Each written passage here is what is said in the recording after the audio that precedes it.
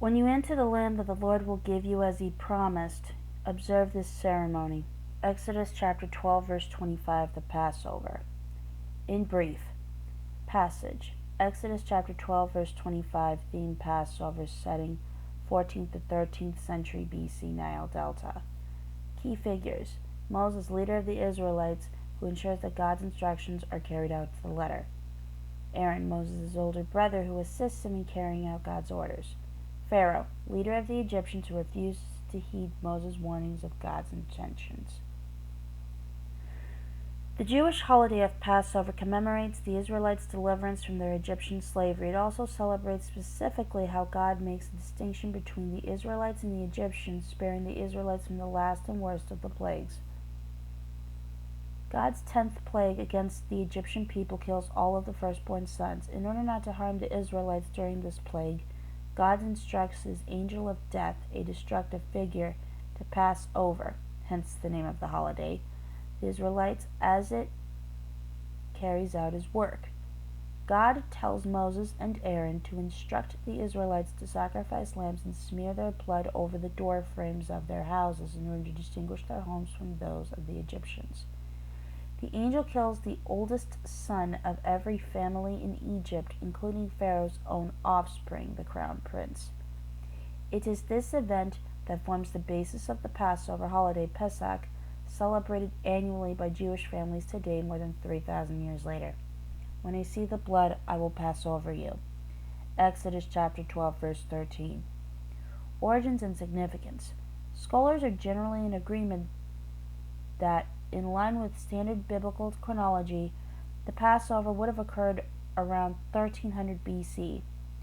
Most also believe that the event derives from a protection rite employed by nomadic shepherds as they moved in search of pasture.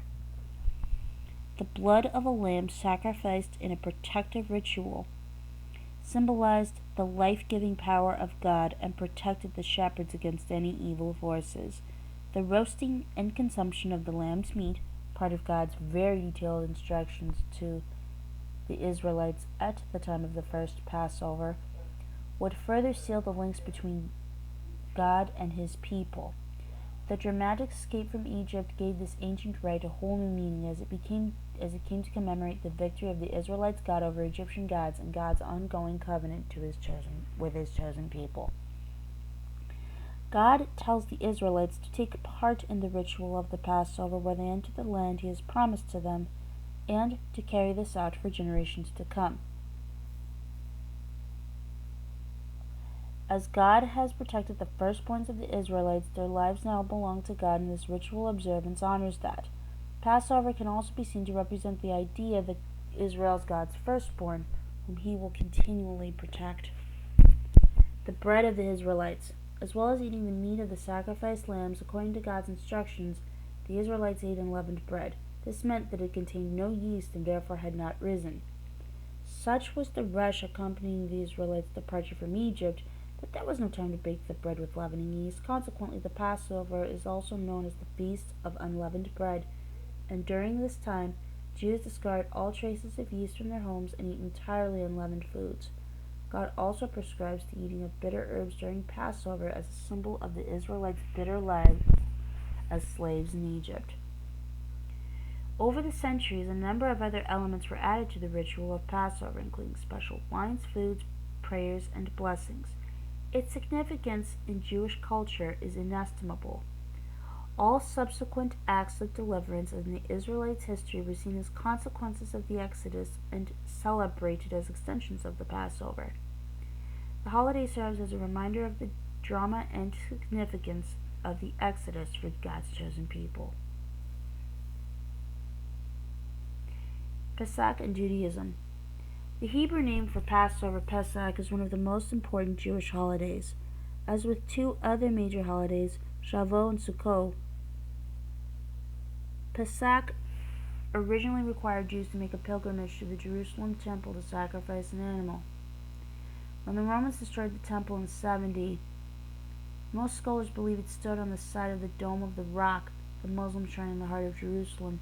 The original stipulations of Pesach had to be altered.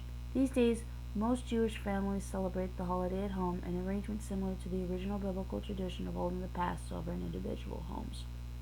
The term Pesach may also refer to the lamb or goat that was designated for sacrifice during the holiday, in recognition of God's original orders. Known as the Korban Pesach, today this ritual sacrifice remains a central symbol of Passover.